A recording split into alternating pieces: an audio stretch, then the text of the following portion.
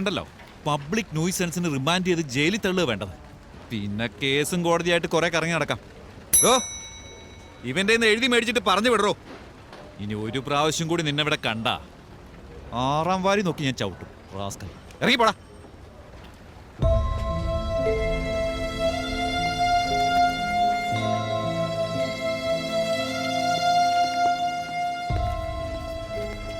Sir correct ആണോ ഒന്ന് check ചെയ്തേക്കും.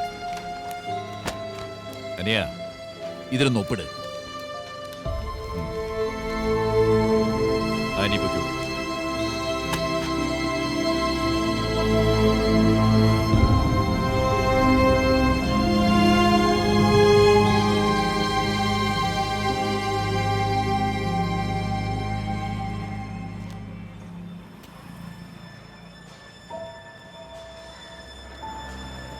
മീര കൈലാഷ്